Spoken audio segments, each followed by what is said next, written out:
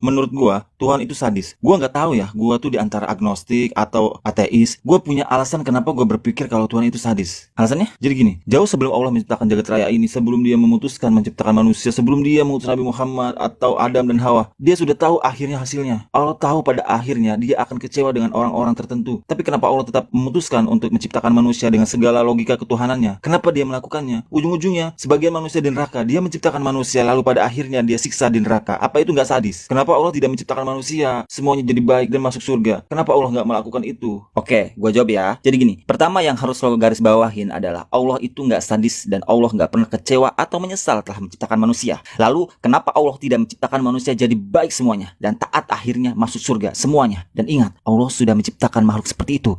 Dia telah menciptakan malaikat yang tidak pernah menentang perintah Allah. Bukankah Tuhan menciptakan kita berarti suatu kesalahan? Bukan kesalahan yang diciptakan, tapi kehendak bebas. Kenapa Allah memberikan kita kehendak bebas padahal dia tahu bahwa dia banyak menempatkan manusia ke dalam neraka? Sekarang, mana yang lebih baik? Malaikat yang mengikuti perintah Allah atau manusia yang mengikuti perintah Allah? Mana yang lebih baik? Kalau gue dikasih kesempatan, gue lebih ingin menjadi malaikat. Kenapa coba gue harus memilih manusia dengan segala resiko? Sebenarnya, lo tahu nggak? Kita sendirilah yang memilih untuk menjadi manusia. Sesungguhnya kami telah menawarkan amanat kepada langit, bumi, dan gunung. Tapi semuanya enggan untuk memikul amanat itu. Dan mereka khawatir tidak akan melaksanakannya. Lalu dipikullah amanat itu oleh manusia. Sungguh manusia itu sangat zalim dan sangat bodoh. Gak ada yang bertanya pada gue. Mereka bertanya pada Adam dan Hawa. Dan kalau memang pernah ditanya kan menjadi manusia, kenapa gue nggak ingat? Kenapa gue lupa? Gini, Al-Quran berfirman, setiap manusia itu ditanya, kemudian ingatan itu dihilangkan. Sebelum kita diciptakan manusia, Allah berfirman dalam Al-Quran, apakah kau ingin menjadi manusia? Jika kau menjadi manusia, kau lebih mulia daripada malaikat, atau bahkan lebih hina. Jika kau tidak mau jadi manusia, tidak apa-apa.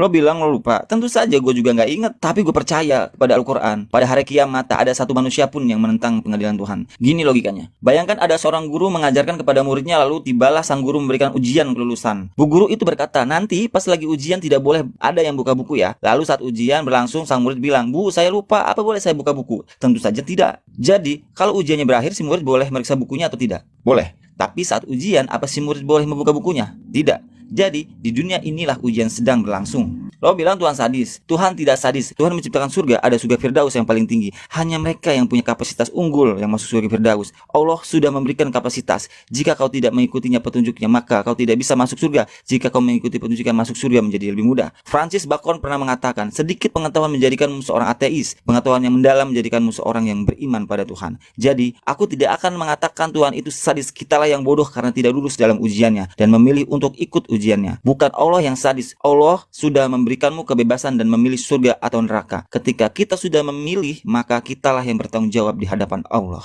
Paham?